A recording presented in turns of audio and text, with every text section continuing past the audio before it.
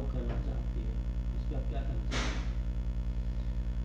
मेरा नाम डॉक्टर अरविंद कुमार है। मैं फूले अंबेडकर शिक्षण संस्थान का अध्यक्ष हूँ।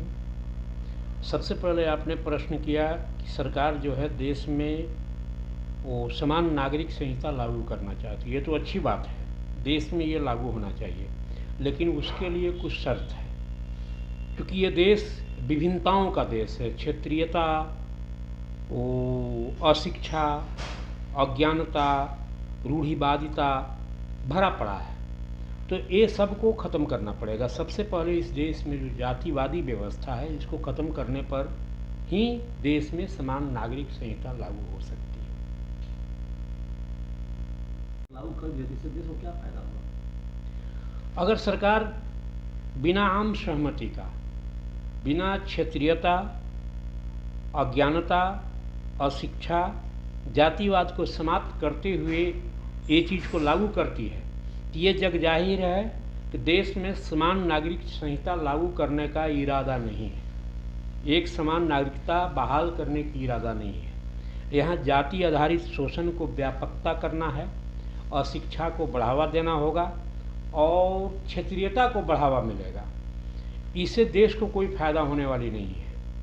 समान नागरिक संहिता लागू करने के पहले देश में जातिवाद, क्षेत्रवाद, अशिक्षा को सख्ती से दूर करना पड़ेगा। देश में समान नागरिक संहिता के पहले समान शिक्षा लागू करना पड़ेगा। सबको एक समान शिक्षा व्यवस्था लागू करना पड़ेगा, जो बाहर में चलती है, विदेशों में चलती है, कि ग्रेजुएट तक के बच्चों को शिक्षण सामग्री, यूनिफॉर्म सारे के सारे गवर्नमेंट द्वारा उपलब्ध कराया जाता है, निःशुल्क शिक्षा दिया जाता है।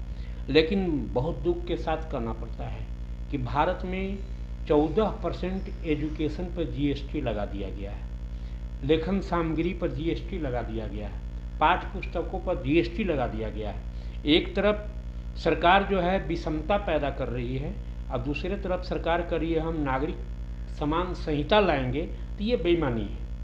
ये जब तक समान शिक्षा इस देश में लागू किया जाए, जाति व्यवस्था को ध्वस्त नहीं किया जाए और क्षेत्रवाद को ख़त्म नहीं किया जाए, तब तक ये देश के फायदे में नहीं होगा।